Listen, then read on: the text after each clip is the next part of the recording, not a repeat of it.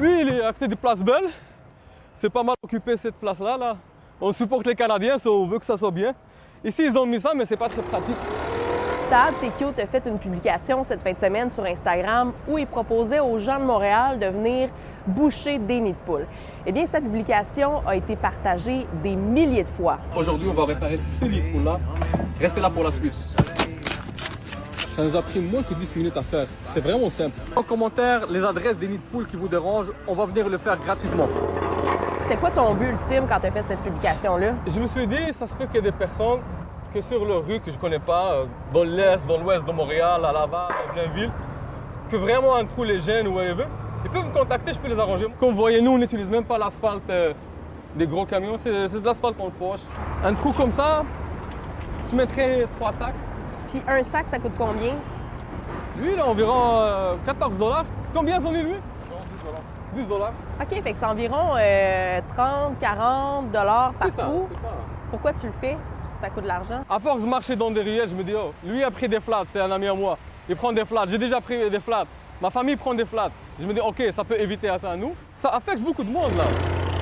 Fait que là, c'est dur, ça, là. Ouais, lui, vu que t'as des capes d'acier, fais-nous le test, s'il vous plaît.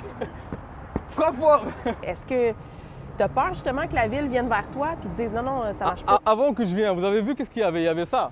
C'est ça qui bouchait le trou. Qu'est-ce qui est mieux, ce que j'ai fait moi ou ça? Ça, c'est beaucoup mieux, là. On est dans le quartier Rosemont, la petite patrie, sur la rue Bordeaux. Et ici, on signale plusieurs nids de poules. Il y en a un ici, il y en a un ici et il y en a d'autres sur la rue. Ça fait 4 signalements depuis le mois de...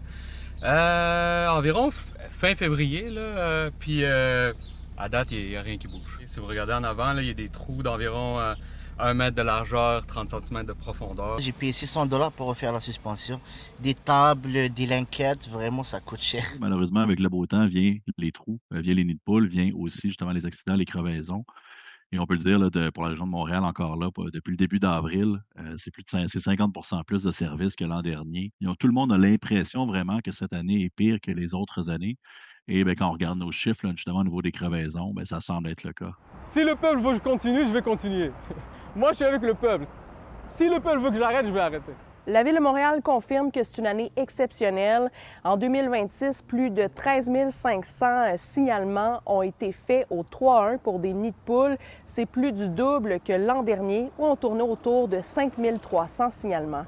À Montréal, Élie Mercure, pour Nouveau Info.